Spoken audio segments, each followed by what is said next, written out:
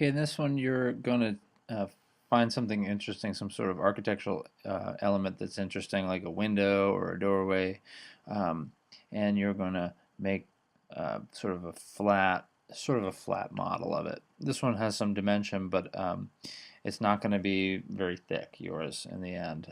You should consider it to be more like a digital drawing in a way. Okay, so I'll show you how I did this. Found this cool window. It's a cathedral window from the NASA Space Center. And I said, oh, yeah, I'm going to try this. This is pretty tough. And you can see mine's not done yet. And it's certainly not perfect. There's lots of inaccuracies in it. Um, so this, I would say, would be at the very tippity top of your difficulty list. Don't be afraid to do something that's far less complicated than this, but I thought it would be fun to try. So I'll show you how I did it. Zoom out, use the orbit tool, hand tool, move to the right, and I'm going to make a rectangle that's big enough using the push-pull tool to pull it up, and it's going to be big enough to accomplish making this window. So I'm going to try and break this down. It's a square to start with sort of a vaulted top on it. So I'm going to pull out a square. And I'm going to do right on the face of this. So remember, anything you draw on this face will stick to it in the end. But if you're only moving things like this, like I just want to get my window to be a little bit narrower and shorter, it's okay. But the minute I draw something else stuck to that, say for instance like this, and then I use the move tool, you can see that thing goes along for the ride too. So just be aware of that. Alright, so I'm going to orbit into position, and something you're going to notice is that I'll just move mine over so I can see it a little better. You're going to be moving in and out, and so I would suggest using a mouse with a scroll wheel. That's up to you if you want to do that. I'm going to pull out a line. I want to know where the dead center of this thing is, and the easiest way to do it is to just hover over the middle, and it says midpoint. And then I can just pull a line right up to the top. I'll delete that later.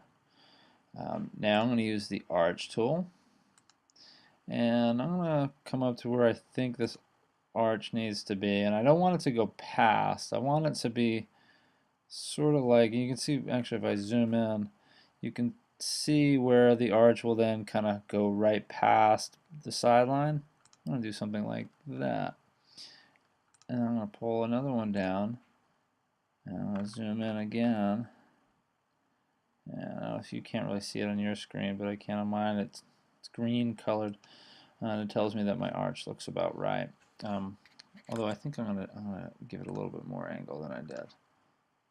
And come out to about here. Okay, looks good. Zoom in and out, hand tool to go back and forth. I think the first thing I'm going to do is put this circle up in the top. Might as well start with the hardest thing first. You can select a line and hit delete, or you can just use the eraser and hit delete. And I'm going to get rid of that line to start with, and also this one right here. I don't need it anymore. Okay, I'm going to zoom in, grab a circle tool, and you can see when I clicked it, it lined up with the middle. Because I hovered over the middle first, I knew what I was going for.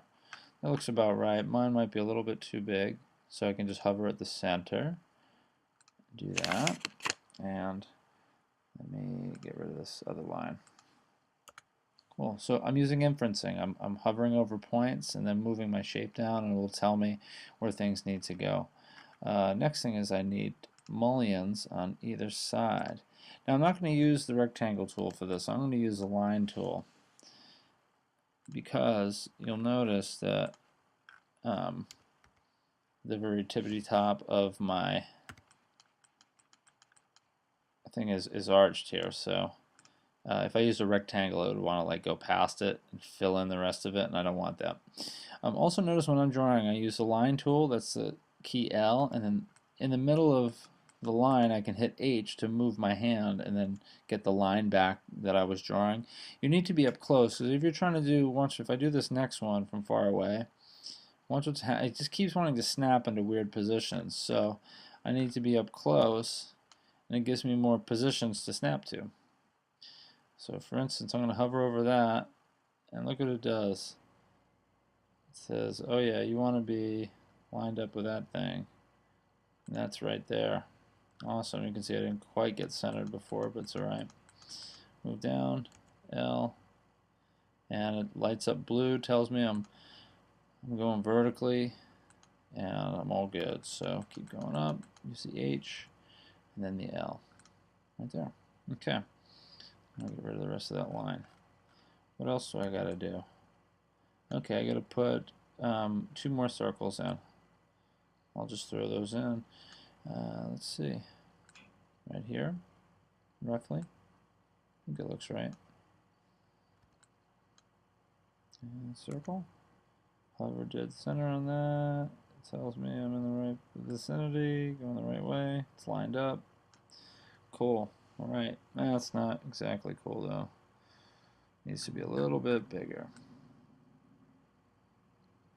There we go. Touches right on the edge of the window. Cool. Alright, so now I'm going to throw in a couple more shapes. So I'm going to use my arch tool. Go to about the center of that. I have a shape that kind of does something like this. I know it's not exactly like this. That looks almost right. Believe me, this thing's going to get kind of crazy shortly. So I know that as I draw, I'm probably going to wind up having some problems. Some things are going to get weird. Now I can't move that because watch what will happen. I don't want that.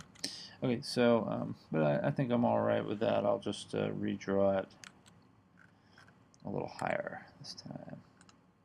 I want it to touch the bottom of that circle without overlapping the sides. Okay, that's getting good. This would be a really tricky one for you guys, but I'm going to throw in my circles in the middle, and I've practiced this a few times now, and it's still really hard. Should be a little closer, shouldn't I? What am I doing? Gonna be right there. Yeah, look at that thing. Not quite right. That would be a really challenging one. You know, how would I break that down? Well, if I go back in and I look at this shape, it has 5 points, and they all don't, you know, cross over into one another. Neither do the centers. So what I should do is draw a star, and I know that my angle points cross over that star. I'm not going to do it right now, and I wouldn't expect you to do that, but you know, as a way to break down that space, I could potentially draw a star starting, or I could just do a 5-sided piece here right from the center. Oops. Sides, I should have 5. Hit enter. Go to the middle, and I could pull out my, what would be my star here. There we go. And I could use that as a basis to draw those arches on. Once again, you don't need to do that. But once you've drawn in your basic shape, don't spend hours and hours and hours on it. You know, try to get the basic feeling of the whole thing, and then use your push-pull tool last to give it a little bit of dimension and depth. Pull this archway out a little bit. Pull these mullions out just a touch, right? And what this will do is kind of get you used to using the tools, and it should give you something that starts to look like what that architectural feature is. So you're just using SketchUp to kind of convey what it is we're looking at. You don't have to put on all the details, just the important stuff to kind of convey or to get us to understand that this is a stained glass window. Good luck.